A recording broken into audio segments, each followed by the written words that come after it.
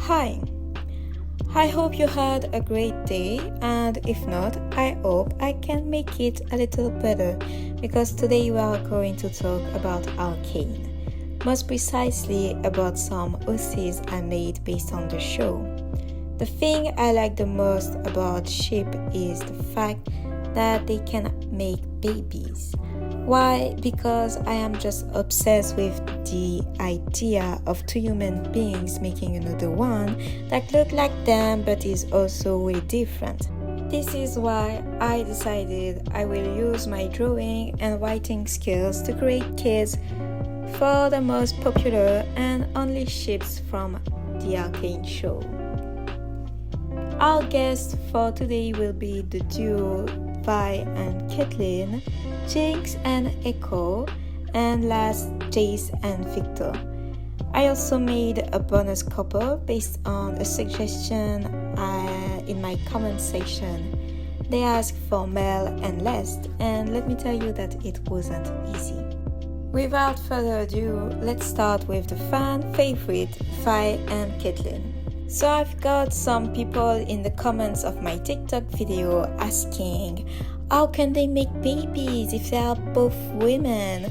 And for those who are wondering the same, my only and definitive answer will be, go read Omegaverse. And if you don't know what that is and don't want to search, it is just a thing that can make couples like Vi and Caitlyn have babies. So logically, I drew their kids if in the lore of Arcane, Omegaverse was part of it, and gave them two children. For the oldest child, I gave them a little girl.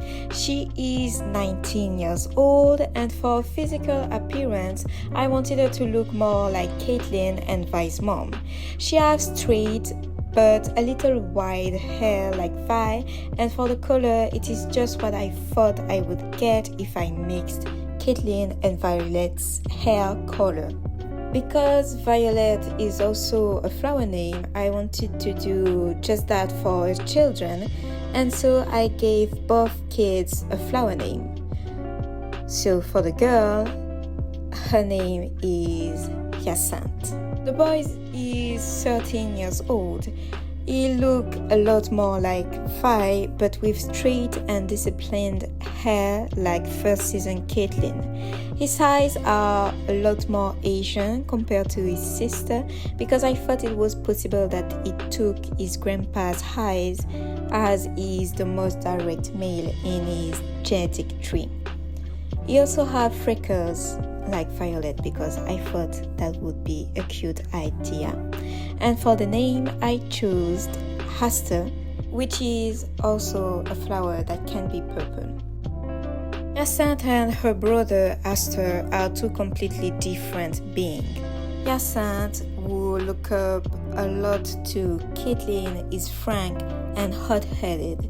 She acts and thinks later, but has this capacity of quick thinking that saves her from most difficult situations sometimes.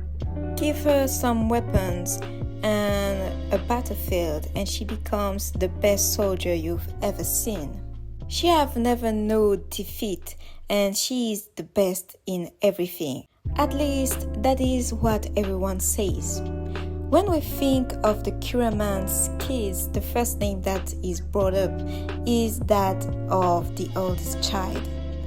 Aster, he is a little more erased than his sister. He was born prematurely and had complications during his infant years because of the grave Vi was exposed to as a child, making him smaller than kids his age, but also more likely to catch certain disease like the flu 3 times worse. But he isn't a little and fragile thing. He has his own ideas and follow his own rules. He is also highly intelligent for his age and spends most of his time reading and making up adventures in his mind. Vi always shows interest in what he likes and do, so he doesn't retrieve in his little bubble. But Hyacinthe doesn't like that. Her mom treats her little brother different just because he is sick, instead of celebrating her accomplishments as much as Caitlyn does. Hyacinthe and her mom Caitlyn are definitely two faces of the same coin and are never far away from each other. Caitlyn also accepts her daughter to take after her when the time comes. But for her son, she knows that she loves him. However, communication is often complicated as she doesn't know how to bond with him, as he is far from her personality and interest. Asta has recently found a weird phenomenon in the fountain in their backyard. He once accidentally dropped his sister's badge, the one that she got as a present from Caitlyn, in the water, and it vanished completely. 1 week later, it was back, but with a strange flower that doesn't even exist at all in Runeterra. I hope you like this first little story. I tried to make it as simple, as my first take was too long and I don't want this video to be too long. So that's it for Vi and Caitlyn's family, and now we can look at the other couples. Now it's time for Jinx and Ekko. They have twins, a boy and a girl, and they are both 7 years old. I gave the little girl the eyes and face shapes of Jinx, but the nose and ears of Ekko. Her and her brother have freckles, and for her eyes color, I gave her brown jade eyes. Her hair is mostly blue, but a lighter blue compared to Jinx. For her name, at first, I wanted it to be Isha, but after some thinking, I thought it was a lazy choice on my part. So I spent some days coming with a name resembling Isha, but also related to blue. Because Jinx have some weird names, I wanted the name to be like that, or at least unique, so I chose the name Blush. But didn't like it, so I named her Isa. For the Mr. Boy, I wanted him to be the opposite of the sister. His face shape, eyes, mouth, and eyebrows are from Ekko, while his nose and ears are from Jinx. His skin is also lighter with freckles and dark blue eyes. For the hair, I gave him mostly white curly hair, but wanted to change the haircut to cornrows in an illustration. Also, they are young, so don't judge their appearance, please. His name is Evander, but originally I wanted it to be Power, as it was something I thought Jinx wanted him to have, as she liked of it when she was Powder. However, I realized she didn't think she was weak, but whether that she wanted to be useful, so I abandoned this idea, but not completely. Evander and Isa are both names where one of the signification is power. Evander means strong, while Isa means strong-willed. My reasoning behind it is that both Ekko and Jinx thought that those qualities are meant to be used together, and so both of them will be unstoppable together. And also the names resemble people they've knew in the past. Ekko found Jinx by chance while traveling. He was distraught as he realized that all the time he thought she was dead, she wasn't, and living a movemented life. His first reaction was anger, and he and Jinx argued a little, but he soon was happy to see her, and they spent the rest of the time updating on each other's life. He told her about Vi's life as an upper class after joining the Curomance clan. Jinx was happy for her sister and went on with her day, but Ekko stayed with her. He desperately asked her to come back to Piltover with him, but she explained that she can't and that Vi must think she isn't part of this world anymore.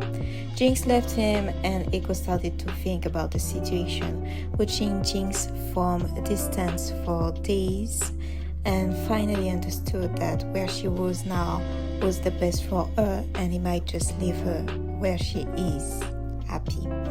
As he was about to go, she stopped him and invited him to her home. There they started talking about the things she was building and her plans for the future. And then Jinx asked Ekko, "What if you stay with me instead?" So Ekko stayed a little longer and a little more longer, to the point where he completely forgot why he left Big Piltover to start a new life with Jinx. He helped her with her project and they bonded again while joining their Genesis mind. They fell in love and started going out together after 3 years of living under the same roof.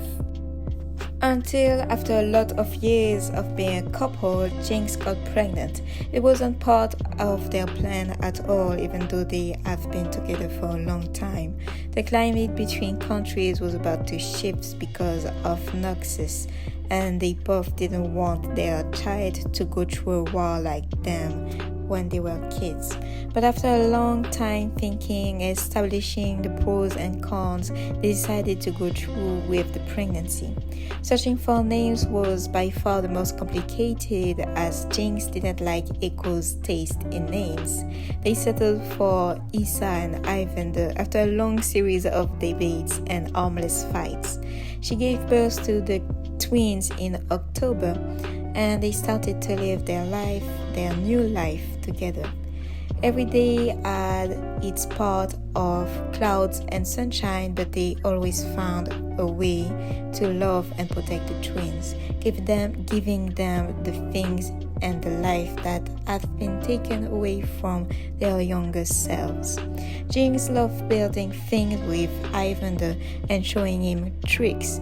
With Issa, she loves pranking Ekko and her son, but also imagining dangerous adventures or boxing shows.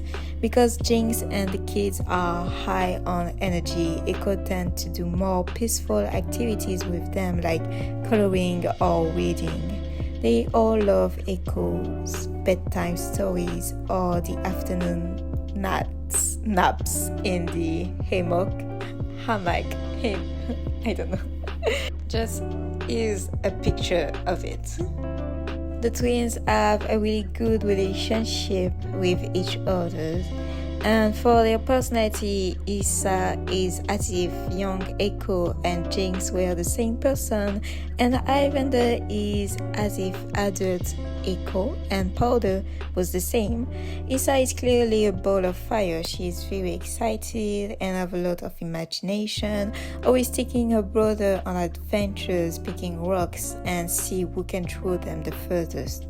While Evander is calmer but as crazy as her.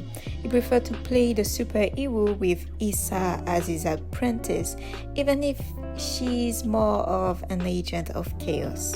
They both build and create things like mom and dad, but Evander is more of a mechanics and Issa prefers drawing and imitate mom with her guns. Unfortunately, the little family can't hide from war, as it might soon reach the little home they built for themselves, forcing them to flee as Jinx and Ekko want to protect the twins from seeing this part of the world. I personally love this little family and I'm just obsessed with them. I love the little Issa. She's so cute. I want to adopt her, but I can't because she doesn't exist, unfortunately. So now let's finish on Jayce and Victor's family. We are getting close with the end with this one, and if you made it this far, thank you very much. So because I didn't want it to be repetitive, I thought why not give Jayce and Victor 3 children, so that's what I did. And because it might be boring to describe each time why I chose what I chose for the kids' appearance, I passed through it quickly to start with the story. I purposefully made the oldest look almost entirely like Victor. However, when he's older, he will have some features of Jayce, but just slightly. His little brother and sister are more like Jayce, but if you look closely, you will see what part of Victor I implemented on them, and yes, I gave the little girl Jayce's eyebrows because why not? For the names, the oldest is Ruda, the middle child is Yoshka, and the last little baby girl is Zofia. Ruda is 12, Yoshka is 5, and Zofia is only 1 year old. And finally, the last story time of the video. Jayce and Victor expected to die in each other's arms. However, when they opened their eyes, after they don't know how long, they found themselves in a huge clearing surrounded by a thick forest and fields of flowers.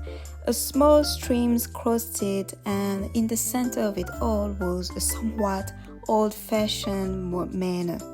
At first, they thought they were just in what seems to be the paradise, but when their primary need to eat and go to toilet struck them, they understood that they must be in another reality where apart from them and this clearing, there was nothing else. They took up residence there and took charge of renovating the manor. Sometimes when they went into the forest to look for other people or something that would not be a tree or a stream, but nothing. Getting used to the fact that it would be just them until their death, they began to live their new life and started research on this unknown and slightly crazy world. Over time, they noticed that the extinct traces were gradually disappearing, giving Victor his original appearance but not the health problems he had. Jayce's leg was also healing, and then they understood that this world acted as a remedy and other things like slowing their aging. But there was more that they would soon discover. It is possible that the feelings were already there, or maybe they appeared by dint of being just the two of them. Who knows? Jayce and Victor began to love each other more than before and got together. A few months or a year after being united, they discovered the new secret of this place.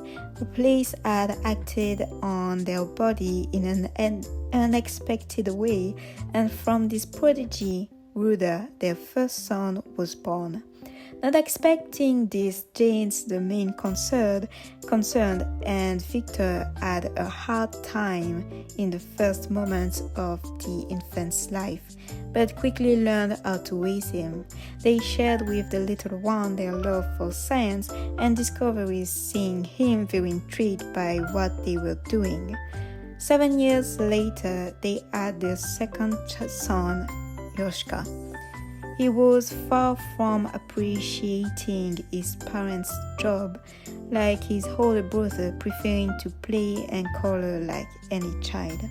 Jayce and Victor didn't force things with him, either letting their child choose what they wanted to do. And faster than between the first and the second baby, their little girl Zofia came into the world. Their little family was flourishing, no one around who would put pressure on them or their choice, allowing them to raise their children without too many rules or restraint, except perhaps their interdiction of sticking their noses in their research. After Yoshka's birth, however, they began to study a way to return to their reality without having the intention of doing so, knowing that things were like this for the best. They were just looking for intellectual challenges, but this decision was about to change their peaceful everyday. Their first son, Ruda, was inhabited by a strong love for the unknown because living in the clearing bored him. The days were similar, and the older he grew, the more he wanted to see something other than this world, especially after hearing his parents talking in secret about their previous life.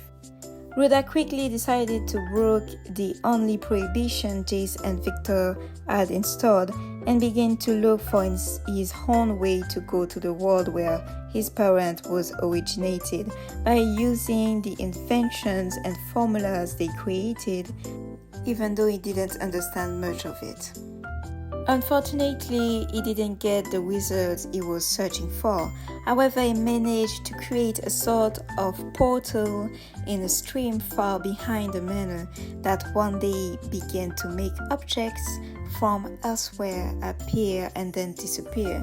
Maybe he can manage to communicate with someone on the other side of the portal, someone from his father's homeland. Okay, so this is the end.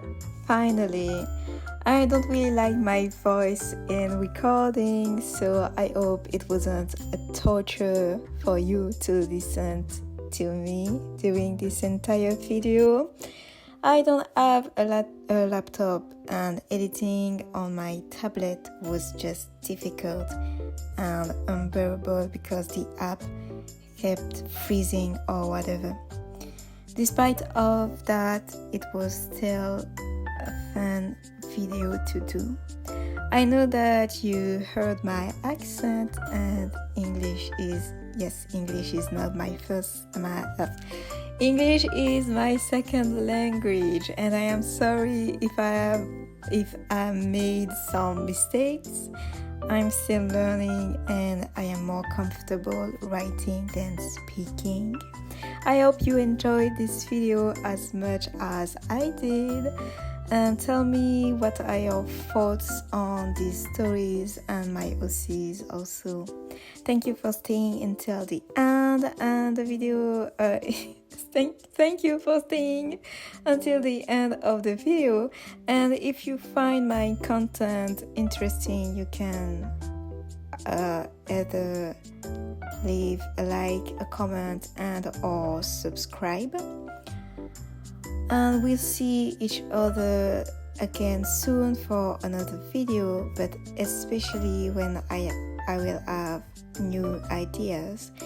If you want to know more about the children and the stories I prepared for them, do not hesitate to tell me down in the comments. I will see you all another day. Bye bye.